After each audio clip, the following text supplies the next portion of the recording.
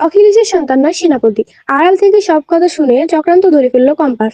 Compass ধারাবাহিকে দেখা যায় মুক্তির নাটক করে একেবারে বিশ্বাস করে না, বরং কম্পাস জোর গলায় সবার সামনে বলে এই সেনাপতি কে সেটা ডিএনএ টেস্ট করলেই বোঝা যাবে। তবে মুক্তিও কম না, মুক্তিও সবার সামনে বলে হ্যাঁ ডিএনএ টেস্ট করা, আমি জানি ডিএনএ টেস্ট করলে এটাই প্রমাণ হবে যে এই সেনাপতি অখিলেশের সন্তান।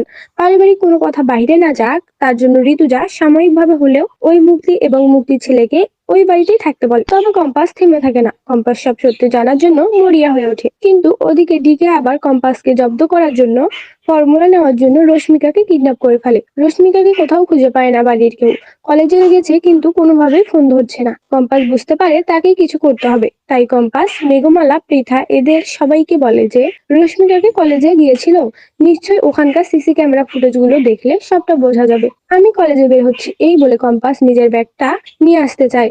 ঠিক তখনই কম্পাস শুনতে পায় যে মুক্তি আর সেনাপতি দুইজনেই কারোর সাথে ফোনে কথা বলছে, আর সে অন্য কেউ নয়, অভিজ্ঞান দত্ত। আর দুজনের কথা শুনে দরজায় দাঁড়িয়ে শোনার চেষ্টা করে যে কি কথা বলছে ওরা, কার সাথে কথা বলছে।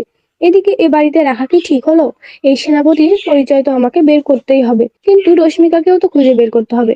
কম্পাস দরজায় দাঁড়িয়ে একটুখানি বোঝার চেষ্টা করে ওরা কার সাথে কি কথা বলছে। কম্পাস স্পষ্টভাবে শুনতে পায় যে মুক্তি অভিজ্ঞান দত্তকে বলতে থাকে, অভিজ্ঞান বাবু আমি সেনাপতিকে নিয়ে বাড়িতে ঢুকে পড়েছি। তো ওই কম্পাস আবার ডিএনএ টেস্ট করাতে চাইছে, যদিও আমিও খুব জোর গলায় বলেছি যে যে করাও ডিএনএ টেস্ট, ফলাফল এখনই আসবে। এই সেনাপতি অখিলেশের সন্তান, কিন্তু সত্যি তো এটাই যে সেনাপতি অখিলেশের সন্তান নয়। যদি কম্পাস কোনোভাবে এটা ধরে ফেলে কিন্তু আমাদের প্ল্যান সব ভেস্তে যাবে। তাই যে করেই হোক না কেন খুব তাড়াতাড়ি হলেও আমাদেরকে এটা প্রমাণ করে দিতে হবে অখিলেশের সন্তান এই সেনাপতি, নয়তো আমাদের সবার প্ল্যান মাঠে মারা যাবে। শুনে চমকে যায় কম্পাস, ভাবতে থাকে ও আচ্ছা, তার মানে যা ভেবেছি এটাই ঠিক, এই সেনাপতি আসলে অখিলেশের সন্তান নয়, এই সবটাই এদের চক্রান্ত প্ল্যান।